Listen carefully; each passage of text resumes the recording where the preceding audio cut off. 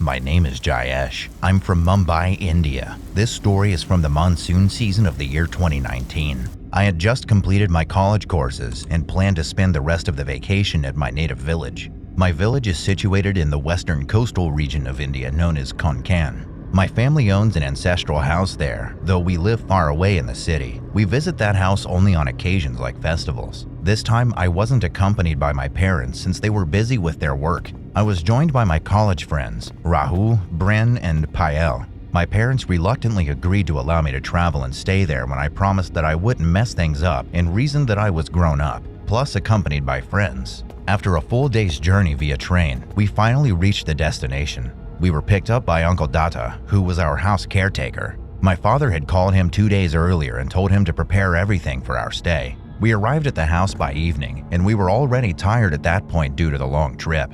We were invited to have dinner at my uncle's place, so we went with him there. After having dinner, we stayed for a while talking and didn't realize that it was already 12 at night. My friends and I were ready to head back, but Uncle requested us to stay at his place for the night since it was already too late to head back.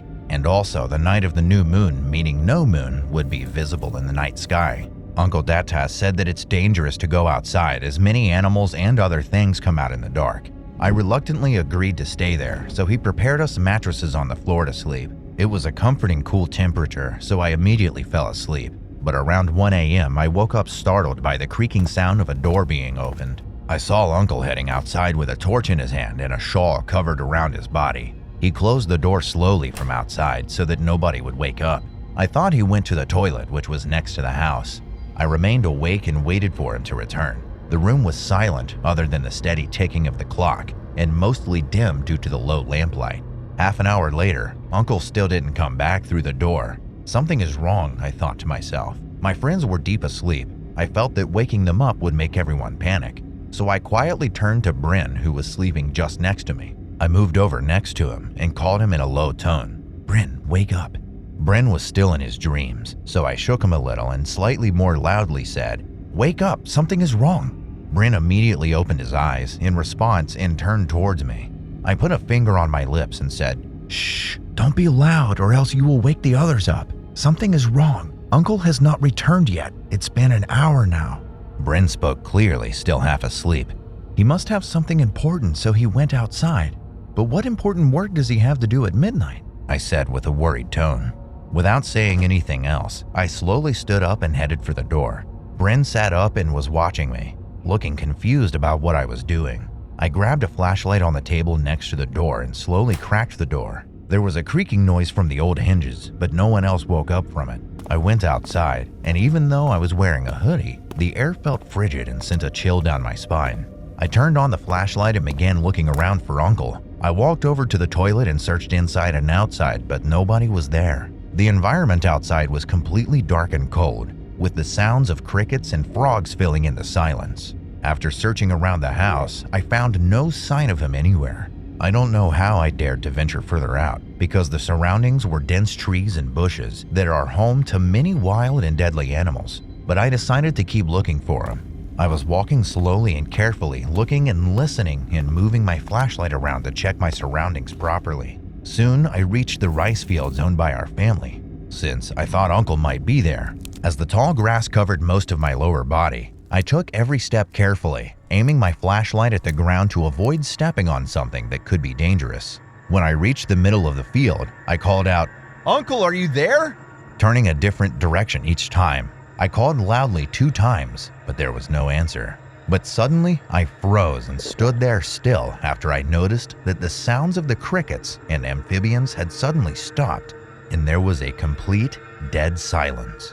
That usually means a predator or some animal was around. I heard the rustling in the grass and movements around the field. I moved my flashlight in the direction the sound came. I saw grass rustling. Then I did a dumb thing. I picked up a stone and threw it in the direction the sound was coming from. When the stone hit the ground, the rustling grass stopped. I went closer to inspect and check if I might have killed or injured that animal or something. But out of nowhere, a wild boar rushed towards me and tackled me to the ground. It was an ambush and I fell for it. I couldn't fight since I was unarmed, holding just a flashlight in my hand. It looked very dangerous and I was scared for my life. Its impenetrable black skin covered with hair. its sharp tusks ready to rip skin and flesh, the saliva dripping from its mouth, and the deadly gaze of its yellow eyes, which I could see with the glow of the flashlight. I sat up but remained frozen and scared from the shock. I had never encountered such a huge animal in my life. Even when my parents warned me not to mess with the boars, it seems as though the boar was angry at me because I hit it with the stone. When I tried to get up, the boar screeched loudly, which literally shook my eardrums. But then I suddenly heard the sound of a hand drum coming from somewhere, and it was getting louder, like it was moving towards me. The hand drums were instruments used by the villagers to scare away boars and birds from the fields. The wild boar took a step back and then ran off. I was drenched in sweat and I was about to pee my pants, but let out a sigh of relief when the boar was out of sight. I made it up onto my feet and turned around to see a dark figure standing at some distance. The figure was wearing a shawl around its body, holding a hand drum in its hand and a lamp in the other. I thought it was my uncle, so I ran towards him, but slowed to a stop as I got closer. I looked again and that person was not my uncle. What am I seeing? I thought. The figure was at least 7 feet tall and wearing a brown shawl covering its body and head. Its hands were muscular and completely pale and gray. Instead of having a face, it was covered with darkness and had 2 shiny blue dots glowing in the place of eyes. I paused for a moment and was astonished, yet scared. I began to slowly walk backwards, but then the figure spoke in a deep and echoing voice. "Go back." I fell unconscious on the spot. The next morning when I came to, I was at Uncle's house and surrounded by my friends, my uncle, and the doctor. Before I could say something, Uncle informed me that he found me lying unconscious outside of the fields by a villager. They knew I was missing and everyone was searching for me. I explained to Uncle that I left the house in search of him and told him about my near-death encounter with the boar and meeting that mysterious tall figure. My uncle then told my friends and I that the figure that I encountered was a keeper. He told us that the keepers are the guardian entities which protect the fields from unwanted presences and wild animals, and bless the fields with fertility and fortune. In exchange for the protection of the keepers, we break a coconut outside the fields on every new moon night as an offering to them. My uncle went on to tell us that he went to the fields that night to perform the offering. After listening to this, my friends and I were in total shock over whether to believe this or not, but what I encountered that night made me a believer. I realized that there are many entities out there, and some come with a motive to destroy and some to protect.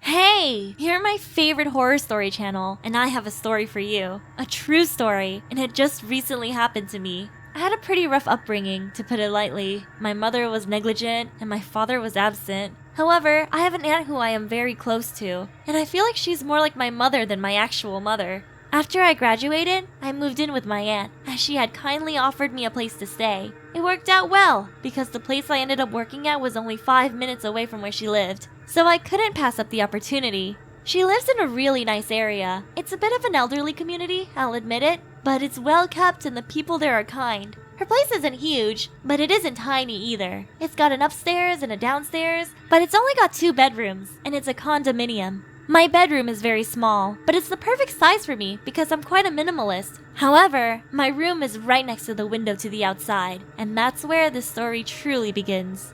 At first, I didn't really notice anything odd. Occasionally, I would hear scratching noises against the window or whistling, but I thought it was likely just trees, since there are some near the window. I figured it could also be just normal noises from the house or from outside that I wasn't used to yet. For a while, I didn't even pay too much attention to all the noises. After all, I worked the overnight shift, so by the time I got back and went to bed, it was morning, so I'd go to sleep with the birds chirping. But on my days off, or on the days I wanted to get a little more sleep before work, I'd hear all that constant whistling and scratching against the window. I tried not to be paranoid about it, but things only escalated from there. I have a few plants by my window, so it's a little difficult to see past them. One night, the scratching began again, and I suppose curiosity got the better of me, and I just had to see what it was. I walked over to the window and looked outside, curious about what I'd see. It was so dark I couldn't see much at first, but as my eyes adjusted to the darkness, I saw the faint outline of a person. They were just standing there, whistling. I thought it was odd, really odd. I mean, it was maybe 2 or 3 in the morning. Most people would be asleep, yet this person was outside, whistling. That didn't explain the scratching though, until I noticed the person going up to everyone's windows, scratching against them with their fingernails, and even tapping the windows sometimes. I assumed to try and get people's attention. Most people would probably freak the hell out at that point, but for some reason, I wasn't really scared, honestly. I mean, sure, this creepy person is trying to be creepy, but I was safe where I was inside. Even so, I pulled out my phone to call the police while keeping an eye on that person to explain what they looked like to the police. It was probably the light from my phone that alerted the person, who I now noticed was a man, but he turned towards me and began sprinting over to my window. I kept my composure, still trying to explain the situation to the police, but the look on the man's face was something I can only describe as deranged. As he began banging on my window, I simply watched. He kept attempting to break it or at least scare me by repeatedly hitting the window over and over again. I rolled my eyes and told the police officer that he was banging on my window now, and they told me that help would be there soon. Around this time, I began mentally thinking about how long this had been happening, for months at least. It didn't happen immediately after I arrived, but I'd been living there for about 7 months at that point, and this man was seemingly doing all this for at least 4 or 5 months, maybe even longer. I don't know how nobody here didn't notice or didn't call the police before I had, or maybe they did, I don't know. The man was still banging against the window, but I had been spacing out and thinking and hadn't looked back at him. I turned around again when I noticed he had a gun in his hand, which he was now slamming against my window. I thought maybe it wasn't loaded. Maybe it was just for show, or maybe that was just what I was trying to tell myself since I was now afraid. The officer on the line must have heard me gasp, because they asked me what I saw, and I immediately told them that the man had a gun, and he was now trying to break my window with it. The officer told me to hide in the bathroom if I was able to, and I did. All the noise woke up my aunt, and I frantically explained the situation to her, as the both of us hid in the bathroom. It was agonizing waiting for the police. But finally, I heard the police cars outside and let out a sigh of relief. It was faint, but I heard one gunshot, then shouting. It lasted about 5 minutes before it quieted down. After everything had settled and the officer on the line told me it was safe to go outside, I was greeted with a very shocking scene. The man who I saw, he was alive, but he had a gunshot wound, likely because he was attempting to use his gun on the police, and they fired back. At least, that's what I think happened. He was unconscious. But what the police found on his person was nothing short of terrifying. The man had a journal on him, where he had details on every person who lived in the area. Details from what they looked like, to their assumed age, and why he thought they'd be a good target. So, my theory that he was just trying to creep us out was wrong. The man was likely attempting to lure someone out and kill them. He also had a few other weapons on him, and the man wasn't lanky or anything. He actually had muscle to him. While the police were explaining what they saw in the journal, I managed to catch a glimpse of his entry on me. It was disgusting. He thought I was much younger than I am, maybe only 17 or 18. I'm in my mid-20s, but to his credit, I don't look it. And he described me as cute, but worth taking out because I was such an easy target. It made me sick to my stomach that he stalked everyone here, essentially, but was only stopped from hurting someone because of me. What would have happened if I didn't call the police? The police confirmed that the other people living there had made complaints, but whenever they showed up, the man was nowhere to be found. It was likely only luck that he saw me and attempted to try and break in. As scary as it was, I like to think that it saved someone's life, or at least prevented them from being the ones to experience that. I don't know why he tried to approach me specifically, or why I was the only one he directly approached. I took one quick glance at the guy, and he was shoved in the back of the police car, just to see if I recognized him. And I did. He was one of the men who, during the day, would walk around all of the buildings while walking his dog. During the day, he didn't do much except walk his dog, and he seemed friendly enough. But at night, he tried terrorizing many people around the complex, apparently planning on taking people out one by one. I'm still in contact with the police, as I officially gave my statements, and may even have to appear in court. I'm not sure. I don't know what he will be charged with, since it's still early in the process. But I figured that the journal alone has a mountain of evidence regarding his intentions. But I'll never be able to forget that journal, how detailed it was, and how he sincerely seemed to have a plan for every single person on that list. I am 17 years old now, but when this incident happened, I was 15 years old. It was a sunny day when my family and I decided to go to my aunt's house to hang out with family. I was very excited because I loved my aunt's house, and I loved spending time with my cousin.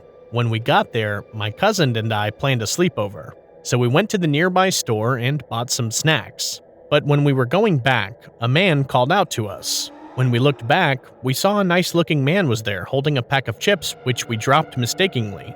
I went and took the pack of chips from him, and he gave us a genuine smile. I didn't think much about it after. By the time we got back, it was night already, and we were picking movies to watch.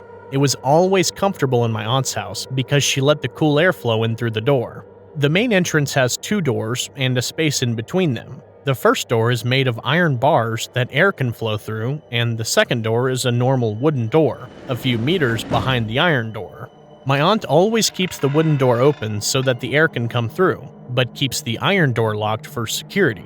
As we finally started to watch a movie, we heard a soft thud coming from the corridor between the main doors. An eerie feeling came over me, and I immediately asked my cousin if she had locked the iron door or not. She said she couldn't remember, so she got up and went to check it. A minute went by, but I didn't hear anything, so I got up to check on her, and my body froze. A man had broken into the house, and my cousin was unconscious on the floor. The man had a mask on, and he started to chase me. I ran, and started shouting to alarm everyone that there was an intruder in the house. The man got faster, but I managed to run into the kitchen and lock the door behind me. My mom and aunt were also there. They were scared, and our mobile phones were kept in another room. The man kept banging on the door, and when the door didn't budge, I heard him walk away. I couldn't leave my cousin alone, so I gathered all the courage I had left, took a plate from the kitchen racks, opened the door, and rushed to the man. As he looked back, I smashed a plate onto his head, and blood started to pour down his head. I quickly grabbed my phone and called 911 and went to check on my cousin. I sprinkled some water on her face and she woke up. Fortunately, nothing serious happened to her. The police soon arrived and arrested the man. When they took the mask off of the man, I was shocked to see that it was the man who helped us when we went to the store. The police confirmed that he was following us and hid until we got into the house. He was a kidnapper who kidnapped young girls and sold them for money. I'm just happy that nothing bad happened to us. I realized that night that you shouldn't trust a stranger just because they are a bit nice to you. My name is Isaac. I'm from Australia, and this is a scary story I'd like to tell you. One day when I was in my early teens, a friend came over for a sleepover during school holidays. We decided to do some ding-dong ditching, which is going up to houses and knocking on the door or ringing the doorbell and then running off or hiding, since that's what kids our age got up to back then. After ding-dong ditching a few houses, we came up to an old, shabby-looking house at the top of a small hill. There was a driveway leading up to the house with a gray patrol SUV out front. Of course, it was my turn to go, so I walked up and looked for the door. Keep in mind, there were a lot of bushes out front, so I had to search for the door. I went on one side in front of the car and looked, but it turned out to be the side gate, which was open. I wasn't a real bad kid, so I didn't go in at all. But right as I turned around to go back down the driveway, a red, old and sporty car pulled up and drove up the driveway and saw me. The person driving it was about 20 or so, and in the passenger seat was a girl who was about the same age. Of course, he immediately got out of his car and walked up to me and started asking what I was doing and yelling at me. I was getting scared, thinking he was going to beat me up. I looked for my friend, but I saw him running away. I told him what we were doing and that I meant no harm, and he let me off with a warning. But this isn't where the story ends. A different day, maybe about a week later, I was riding my bike down near a park when I saw the red car again. I rode right past it, so I knew they saw me too. I rode away as fast as I could, but it chased me. I eventually got to the end of the road and went onto a path that led to a big loop around the lake that would lead back to the main road. While I was riding around the loop, I looked across the lake and saw the car sitting there, waiting for me at the exit. I panicked and quickly looked in the bushes and found a path made by other bike riders, so I went down there. I ended up getting home safely and didn't tell my parents. But later that evening, things took a turn for the worse. I was sitting in my room playing video games when all of a sudden I heard the loud engine of the car as it was pulling into our driveway. I quickly ran to the front door and looked through the front gate, and I saw the driver get out of the car. It was the same person who I saw at the park, and the passenger wasn't the girl. This time it was another guy who looked about the same age as the other. I told my parents to come out, and when they saw them, my mom called the cops. There was a gate in front of the door at my house, which we were looking at them through, and they walked right up to it. To my surprise, One of the men took out a metal pipe and started hitting the gate with full force. I screamed and locked the door. After 1 minute of continuous hitting, we heard the gate fly open. The only thing left for them to break before getting in was the old wooden door, which could be opened with just a kick. Just then, we heard police sirens and people yelling. After it all died down, we came out and saw the 2 men being arrested, and the look he gave me sent chills down my body. We later found out that the men were on drugs, and the driver had a gun and was planning to kill me. I've never been ding-dong ditching since.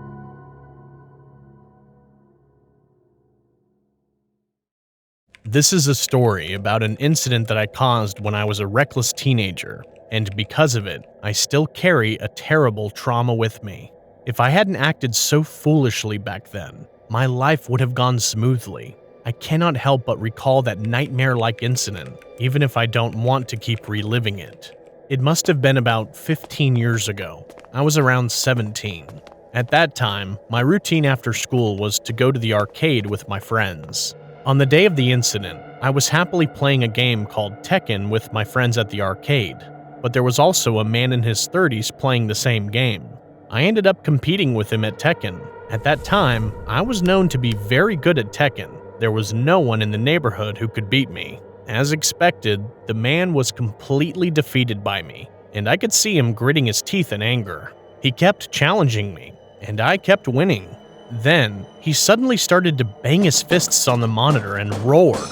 Then he yelled at me, "Do you want to fight me in real life instead of playing a game?" But I burst out laughing, because he was clearly a big man in his 30s, but his voice sounded like a child's. Then he suddenly grabbed me by the collar, as if he was more angry at my laughter. I was flustered by his aggression, and my friends who were watching started trying to stop him. Then, the man's expression suddenly became very stern, and the sound of his voice did a 180. He said in a very deep, rumbling, low voice, "Are you the one who made Max mad?" I swallowed hard, confused by the sudden change in his demeanor. At that moment, I thought this man was mentally ill, and I had a gut feeling that something was wrong. I was scared because he was a big man. When I apologized, the man's eyes and expression suddenly changed to gentleness again. He let go of my collar and said, "I'm sorry, my friends are too hot-tempered. I'll stop them, so please go." Then he continued to mutter to himself, his voice changing every few seconds. "I'm angry!" "Don't be angry. I'm going to kill that guy." "No, please don't do that." "Let's kill him!" "No, just hit him a few times." "Should I hit him?" "No, you stay still." I still can't forget the chill running down my spine as I watched the scene in front of me. I was about to leave the arcade when the man suddenly shouted, "Where are you going, you punk? Max keeps crying because of you. Let's play another round of Tekken."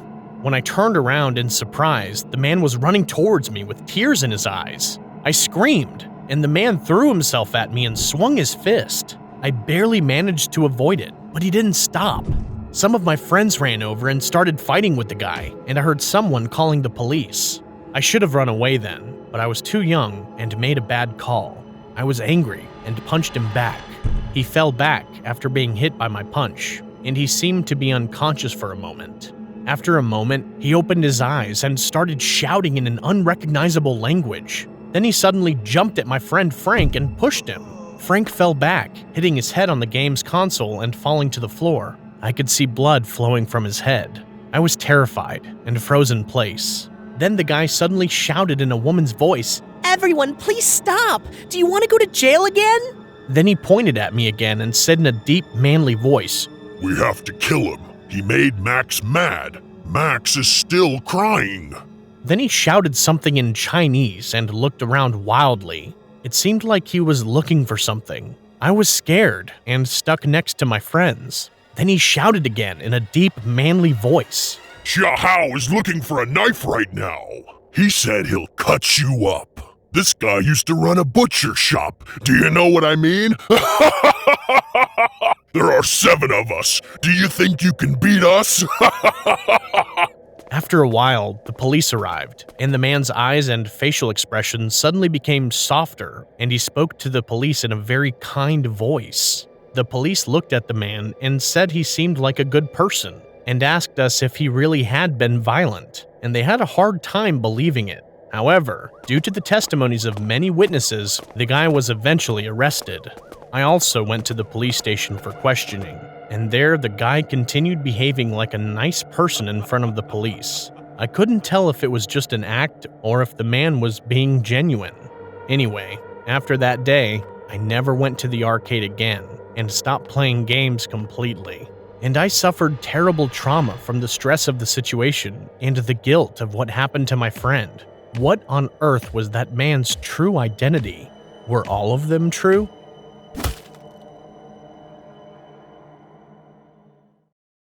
Hi, Wansee. I'm a huge fan of your channel, and I love all of your animated stories. By the way, this incident did not happen to me, but to my grandmother. Recently, my grandma came to live with us, and since then, she has told me a lot of her numerous encounters with the paranormal. This particular encounter happened in 1974 in Anambra State, Nigeria.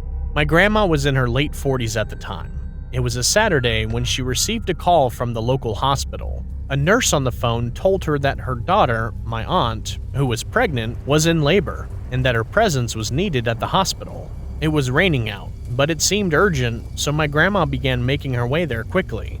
According to her, the hospital was around a 15-minute walk from her house. She was making her way there by foot, and as time went on, the rain only became more and more aggressive. The streets were empty and flooded, and there were no vehicles in sight. My grandma said she was frightened to walk through the flood since it was dangerous, but she also didn't want to abandon her daughter at the hospital. Caught in a dilemma, she stood at the side of the road, not sure of what to do. Then, all of a sudden, out of nowhere, a white van came and stopped beside her. She explained that she didn't notice any cars coming, and so she was surprised to see the white van there. Inside the van, there was a man dressed in a uniform, like a security guard uniform. He asked her where she was going, and she told him she needed to be at the hospital down the road. The man told her to get in, and she did. As soon as she got to the hospital, she got out of the van, thanked the man, and began to make her way to the entrance of the hospital. Upon getting there, she met her friend who had also come earlier upon hearing that my aunt was in labor. Her friend was surprised to see her, and she asked her how she got to the hospital through the heavy rain. My grandma told her that someone was kind enough to drop her off. She turned to point toward the street where the van was supposed to be, but to her surprise, the van wasn't there. It was almost like it had vanished into thin air. The strangest part was that my grandma's friend was confused and said she hadn't seen or heard any van. The road was long and straight, so if one were to look down the road at that moment, they should have been able to catch a glimpse of the van driving down the street in the distance. But when my grandma looked, there was no van, nobody. The road was empty, and the rain was still pouring. She told me anytime she remembers this event, it sends shivers down her spine. And to this day, she doesn't know who that man was, where the van came from, or why it helped her to get to the hospital on that rainy day.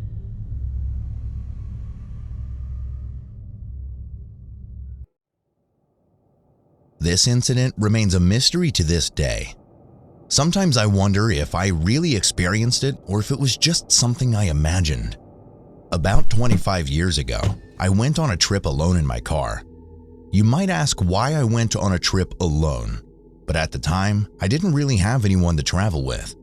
The destination of my trip was in southern part of my country, which was quite far from my home, so it was a long drive. I left in the morning and arrived at my destination in the evening.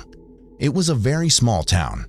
The sun had set, so the town was completely dark and there was not a single person in sight. I drove slowly and looked for a motel nearby.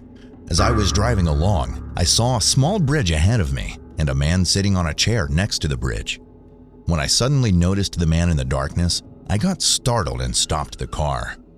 When I rolled down the window and asked what was wrong, the man came closer, looked me up and down, and said, "Don't cross this bridge." Then I asked him, why, in a slightly annoyed voice, wondering if he was a weirdo. Then the man said, "Don't go over this bridge. Only designated people can cross this place." I was feeling exhausted after the long drive and shouted, "Who decides that?" Then the man mumbled something, but I couldn't hear him. I was troubled. What should I do? I frantically thought to myself. If I don't cross this bridge, going around would take me an extra 20 minutes, but I was tired and didn't want to drive any longer. So I shouted at him, "Sorry, but I have to just go." The man stared at me for a few seconds, then went back to his chair and sat down. I eventually just went over the bridge, and the man continued to watch me with a strange expression. While I was crossing the bridge, I heard a sudden loud noise. It sounded like something huge had fallen on the car, and I felt the car shake. I was startled and stepped on the brakes. I slowly looked up at the top of the car through the window, shivering. I couldn't see anything. I was so scared to go outside that I just froze there, not knowing what to do. I looked in the rearview mirror, and the man who had been sitting there was just still staring at me. What the? I was wondering what to do, and then suddenly at that moment, out of the corner of my eye, I saw something slowly coming down from the top of the car. It was a huge hand. A huge yellow hand. It knocked on the window. I screamed because I was so surprised. Then the hand slowly came down further and tried to open the car door. I quickly pressed the button to lock the door. Fortunately, I locked it in time and the door did not open. I saw that incredibly huge arm right in front of me, and a huge shadow covered the entire car. It was definitely an incredibly huge thing. However, I couldn't see what it looked like. I only saw its arm. However, the arm alone was so huge that it nearly covered the entire window. I couldn't tell what it was trying to do, and it was just moving quietly, trying to open the door. My whole body was shaking like crazy. Even though I had closed all the windows, a terrible stench began to fill the car. For some reason, I felt like there was a hazy fog in front of my eyes. I started feeling like I couldn't catch my breath, and my vision was getting blurry and fuzzy. I felt the fear of death, and I had a premonition that I would die if I didn't get off the bridge quickly. I stepped hard on the accelerator. The car shot forward like a bullet, and then the thing on top started to punch the window. Then the window broke with a loud noise. I stepped harder on the accelerator, and fortunately the bridge wasn't long, so I was soon off the bridge. When I crossed the bridge and had reached the flat ground, the giant arm disappeared and the shadow covering the car also disappeared. I looked in the rearview mirror and vaguely saw a huge yellow creature crawling underneath the bridge. It was huge, but I couldn't see exactly what it looked like. I stopped the car for a moment and got out. My legs were shaking and I couldn't breathe properly, so I ended up collapsing to the ground for a moment. Luckily, I found a motel and asked the staff about the bridge, but he said he didn't know anything. However, I saw sweat dripping down his forehead, even though it was a cool autumn day. Did he know something? I couldn't find an answer. I returned home right away the next morning. Of course, I went back using a different route, not the bridge. It's been about 25 years since that incident. Even now, I don't understand what I saw then. Was I hallucinating? But I remember that window of my car really broke, so that means it really happened. But I still have more questions that I can't answer. Why was that man sitting next to the bridge? And why did he say that to me? Who was he? Did he know something? And the more terrifying question is, what if my car door had opened, or if I hadn't gotten off the bridge at that moment, what would have happened to me?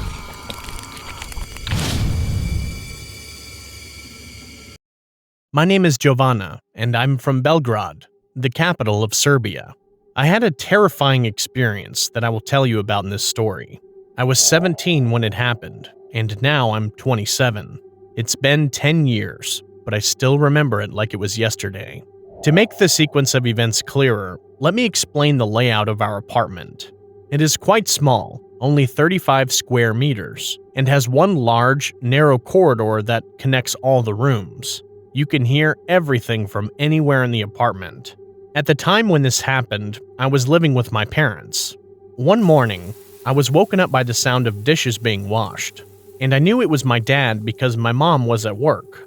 I was lying in bed, gathering the strength to get up, and as I usually always sleep with the bedroom door open or at least ajar, I saw my dad entering the bathroom in a hurry. After a few moments, I heard him washing his hands in the bathroom, but at the same time, I still heard someone washing the dishes in the kitchen.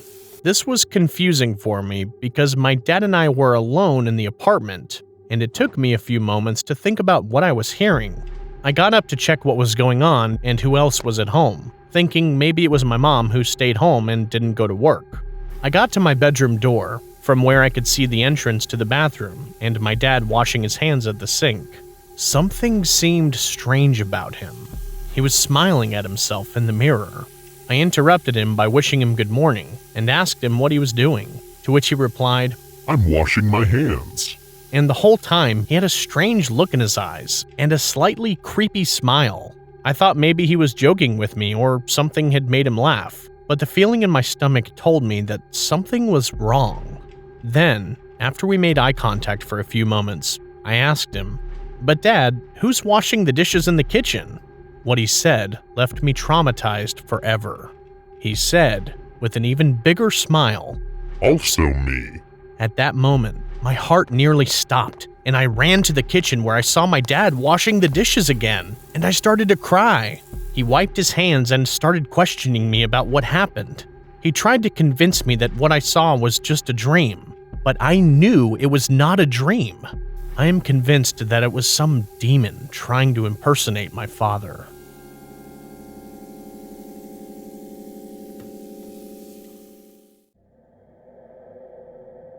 I'm 19 years old, but this is a story that happened when I was on vacation 4 years ago.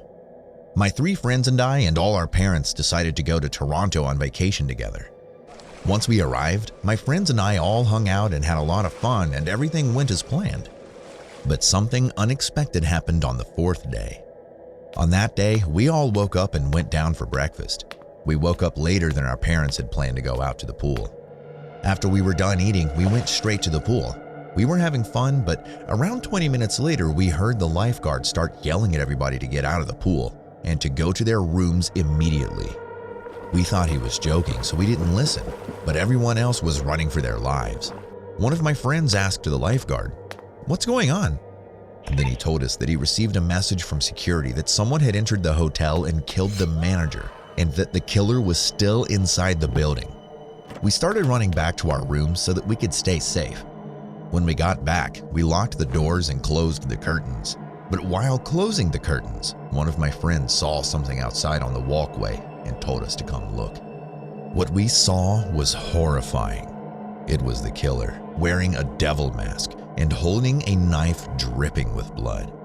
He was about to enter another room when one of my friends made a noise, and suddenly, the man stopped what he was doing and turned to us, his eyes glaring towards us with rage. Even though we immediately got away from the window, he had already seen us. He started trying to open the door while laughing maniacally, and somehow he got the door open. He slowly opened the door and looked over at us where we were hiding and said, "Found you." He tried to attack us, first targeting my friend with the knife, but I grabbed a glass cup and threw it at him to stop him. He screamed in pain while grabbing his head, and he turned at me, clearly enraged, and tried to stab me too, but missed. One of my friends grabbed a bottle and ran over and smashed it onto the back of his head, knocking him out. We tied the man up and the police arrived later and arrested him. He turned out to be a Satan worshiper and criminal who recently escaped a mental institution. He killed 3 people in the hotel. Me and my friends were happy to find out that our parents were okay. It's been 4 years and I'm now in college studying to be a scientist. But sometimes, I wonder what would have happened if we hadn't listened to the lifeguard's warning.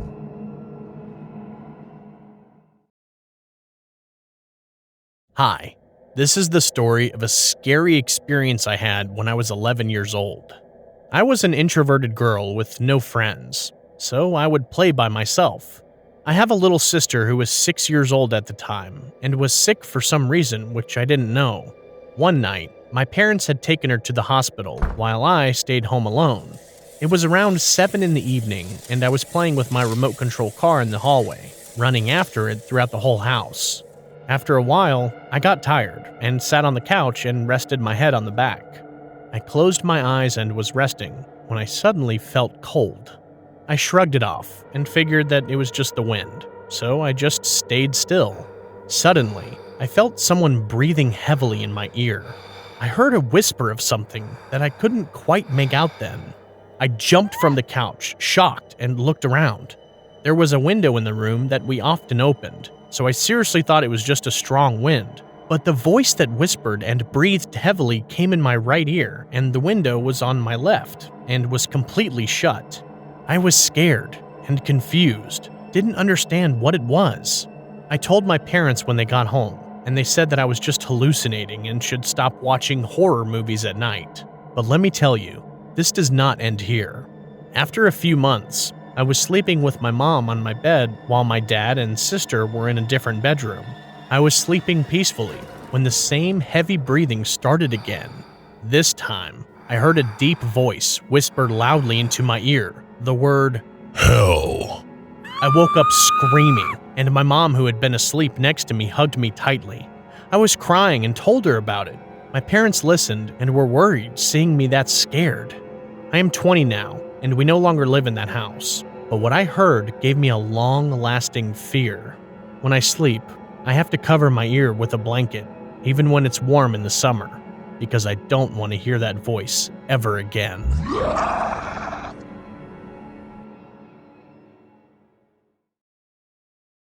My story takes place in the summer of 2016 in Croatia, a rural region full of fields and not many people. I lived in a village with around 2,000 people. Their homes were scattered across miles of fields. My cousin, who lived with me at the time, and I were bored at home, and my mom thought we should go outside. So she unplugged our electronics. Without anything else to do, we were forced to go outside, even though we both didn't really want to.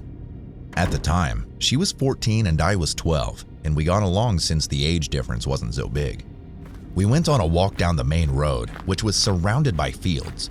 It was pretty fun to just hang out with my cousin. The main road had many smaller paths leading to the fields and the forest, which was further away. Those paths were made for walking and not really for driving. So me and my cousin were pretty weirded out when we saw a white car trying to drive down a path to the forest. It was going pretty slow and it wasn't far away from us, so out of pure boredom, we decided to follow it. The car stopped at some point under a tree, and two very tall men wearing sweaty t-shirts came out. There was a person in the back seat, but they didn't move at all. My cousin and I were confused, and she didn't want to go any further because she was scared they'd see us. She went back to the main road, but I was curious, so I stayed. She called my phone after 2 minutes or so and said a black vehicle was trying to go down the path too.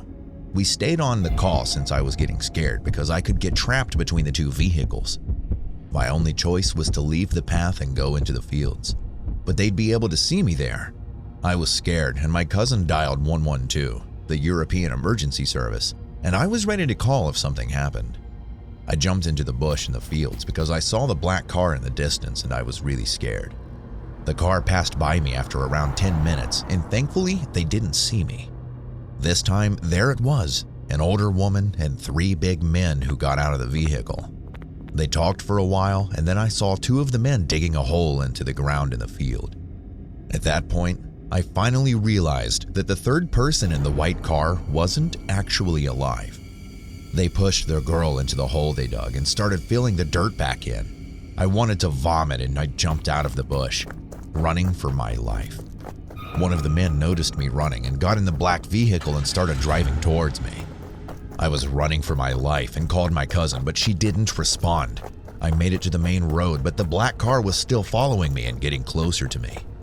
My cousin was nowhere to be seen, so I started running back home, which was not a very good idea since the car was following me on the main road. It would surely catch up to me. I tried to call the police while running, but I dropped my phone in the process, and I was too afraid to stop and just kept running without it. I saw the car turn off the path onto the main road, and I got very scared and started running even faster. The car sped towards me, and so I jumped into the field by the side of the road. I ran and ran and ran until I made it into the forest, which was about a mile or 2 away from the main road. I ran through the forest as I knew that my friend's house was on the other side of the forest. After around 40 minutes of running through the forest, I made it to my friend's house, and his mom called the police and my family. I found out later that my cousin started getting scared because she saw more black cars passing by, and when they saw her, they slowed down. So she ran back home and explained everything. When the police arrived around 30 minutes later, I led them to the place where they started burying the body, and there was nothing. Just a hole, no cars, no people, and no body. I never found my phone, and to this day, I wonder who those people were. What they did to that poor girl, and why they wanted to bury her body in that field.